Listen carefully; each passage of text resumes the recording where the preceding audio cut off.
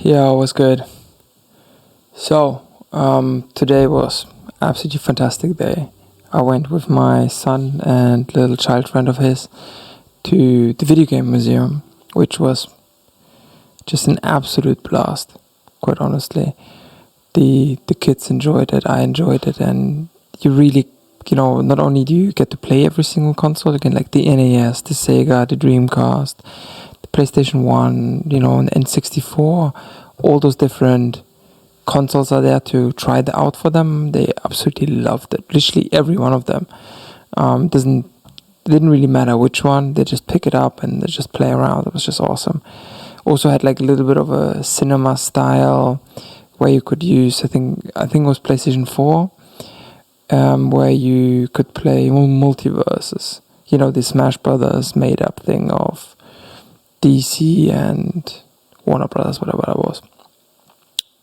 Apart from that, there's this one room where all these consoles are in, which you can go and try out. But then you go to the second room where you sort of go through the history of video games and all the remarkable games which made their prowess. But it starts like really, really, like it starts at the Pongs. It even goes before Pong, like where there were different other consoles to go around, and you just go through the history of video gaming, and you also see like the wildest other things which I actually had no idea. Like there was not only were there the dance pad, there was the 3D goggles, the first ones, but there was also like a exercise bike, right? You would have in a fitness studio like an exercise bike. You would use that to play like a racing game, and on the handles you would have two buttons which go left and right, but then you would have to pedal for speed, and that was pretty interesting as well. So I've grown up with all of it, but it was super interesting to see all of it in one place and then really going through the history of it all.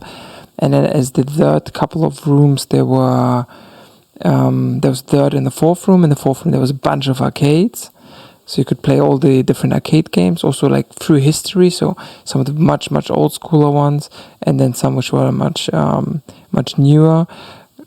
I couldn't really tell right now what they were all called, but there was some basketball involved. There was also some tower defense, and you could tell that some of them were like super old and some of them were way more modern. Some racing ones were in there as well. Crazy Taxi, ages ago. I absolutely loved that game. It was good to play that again as well. And then there's a fourth room, which was super interesting. It was kind of a little bit a walk through history on how the rooms used to look like and what consoles were used to be in there. So there was like a really old school room which would have like an Atari. Then there was a little bit more of a new school room which had like a PlayStation 1, etc. and so on, right? That was pretty interesting because you could chill, you could sit down and again play some consoles on top of that. In the end, overall, you could play literally every single console which has necessarily ever existed, apart from the newest ones, right? There's no PlayStation 5, there's no Xbox 3. I think it stopped at PlayStation 4. I think sort of that is the line where they drew. Also, not all handhelds. I only saw at the Game Boy, the normal Game Boy and Game Boy Advance, and none of the other handhelds. I didn't see no PSP, which I thought was pretty revolutionary. So apart from that, all the other consoles were there. After that, we went home. It was super hot. Got to bed, came back, and while I was putting my son to bed, I actually got to play some games. I really was gonna play the game I mentioned yesterday, which I already forgot what it was called. But then I got actually into some other games. I'm absolutely shocked on how many good things there are on Steam. I had no idea. You want to say goodnight? Mm-hmm. You want to say goodnight? Good night. Yes, so I was just browsing through Steam like a maniac. I think if I look it up right now, I have 22 games on wishlist. Just loads of them. I've also downloaded a bunch of them. Tomorrow I'm going to stream, and I'm going to play 4 of them. What do I want to play tomorrow? Tomorrow I'm going to play a Blizzard Blade, Randlord, Entropy Effect, and Tower Wizard. But today, all day, I was playing Slormancer. Slormancer is unbelievable. I absolutely love that game. I can't believe how long I've been waiting for something like that, and it's just been around the corner on me. All of the games I'm getting from the Best Indie Games YouTube channel.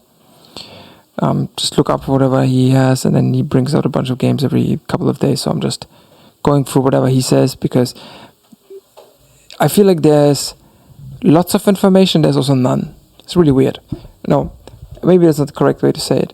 I think there is information that lots of games come out, but the information is not as accessible, right? I suppose if the information would be accessible, marketing would be that big of a thing, but it's definitely not as accessible as I would want to be. So I'm using Best Indie Games videos to just have one source for my information of what indie games I need to play. Right? I don't take all of them, because not all of them seem interesting to me, but the ones which I found were like interesting or cool looking or a little bit different, I picked. And in there was Slormancer, which looked to me exactly what it was. It was a massive grind fest with builds, and felt like old school Diablo, but much more complicated, a little bit more like Path of Exile. I thought it looked a little bit like an idle game, but it's far away from that. So I'm super happy with that, and I've been really putting some hours into it. I'm like 3 hours in it now. And tomorrow I'm going to play the other games though. And I'm going to try and play more games. Also document all of it on my Discord, which is probably linked in somewhere below. Love that. And yeah, that is so much from me for now. Let me know what you think. Love you all.